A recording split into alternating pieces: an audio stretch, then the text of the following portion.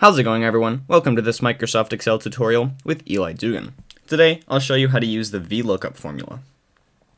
This is really useful if you need to look up specific values within a column of your table. The V in Vlookup stands for vertical. There's an equivalent formula, HLOOKUP, for finding things horizontally, and it works in pretty much the same way, but I'm only showing the one for now.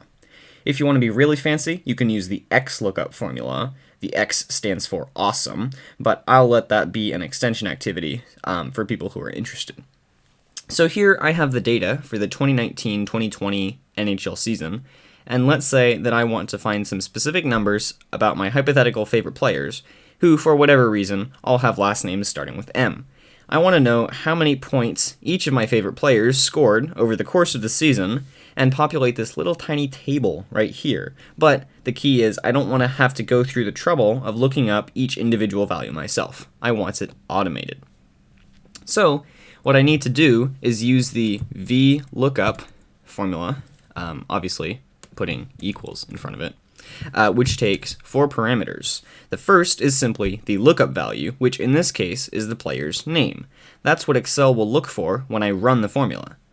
Next, I need to select a table that I'm going to end up pulling the data from.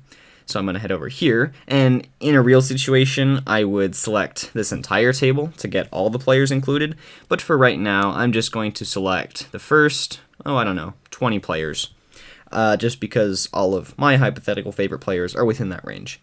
And note that a formula can reference cells from a different sheet, like I'm doing right now. So for the third parameter, I need to enter the index of the column that I'm looking at, which is points in this case, and that's the 7th from the right. And finally, the last parameter is a Boolean, true or false, where entering true means Excel looks for an approximate match, and entering false means Excel looks for an exact match. And I'm going to go with false.